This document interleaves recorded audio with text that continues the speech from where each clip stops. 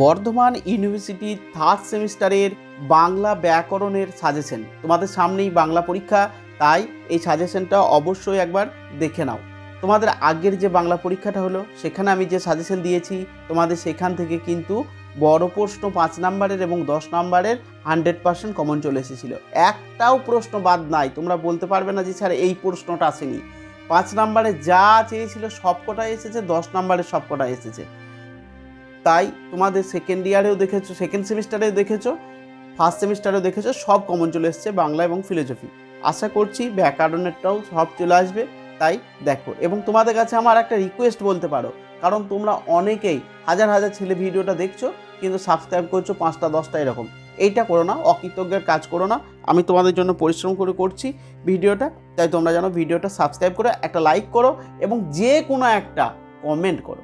ঠিক আছে, আমি তোমাদের খুব সংক্ষেপে তোমাদের সাজেশনটা করছি, দেখে নাও। তোমাদের যে সাজেশনটা করছি দেখো, তোমাদের 40 নাম্বারের কিন্তু পরীক্ষা হয়। 40 নাম্বার হয়, 5 8 40, মানে 5 নাম্বারের 8টা প্রশ্নের উত্তর দিতে হয়। এইবার তোমাদের ব্যাপারটা বললি, তোমরা বোঝো। দেখো 1 নাম্বারের আমি একটা প্রশ্ন কিন্তু তোমাদের সামনে নিয়ে এলাম, কিন্তু যে ব্যাপারটা বলছি সেটা ভালো করে শোনো।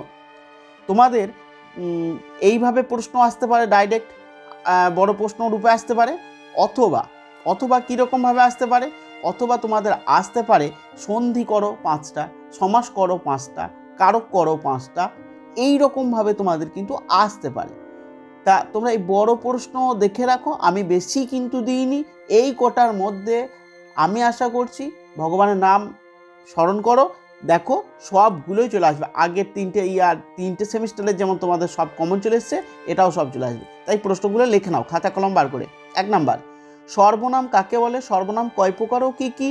উদাহরণ সহযোগে যে কোনো 2 প্রকার সর্বনামের বিশ্লেষণ করো। ঠিক আছে, নেক্সট, বিশ্লেষণ কাকে বলে? বিশ্লেষণ কয় প্রকার ও কী কী? উদাহরণ সহযোগে যে কোনো 2 প্রকার বিশেষণ বিশ্লেষণ করো, বিশেষণ সম্পর্কে। ঠিক আছে, নেক্সট, স্বরসন্ধি কাকে বলে? উদাহরণ সহযোগে স্বরসন্ধির যে কোনো 2টি সূত্র আলোচনা করো। নেক্সট, ব্যঞ্জন সন্ধি কাকে বলে? উদাহরণ সহযোগে ব্যঞ্জন সন্ধির 4টি সূত্র আলোচনা করো। নেক্সট, অব্যয় কাকে বলে? অব্যয় কয় প্রকার ও কী কী? উদাহরণ সহ অব্যয় শ্রেণী বিভাগ আলোচনা করো। নেক্সট, ভাবগত দিক থেকে বাক্য কয় প্রকার ও কী কী? ভাবগত দিক থেকে বাক্যের প্রকারভেদ বুঝিয়ে দাও। নেক্সট, কারক কাকে বলে? বিভক্তি কাকে বলে? উদাহরণ সহ কারকের প্রকারভেদ বুঝিয়ে দাও।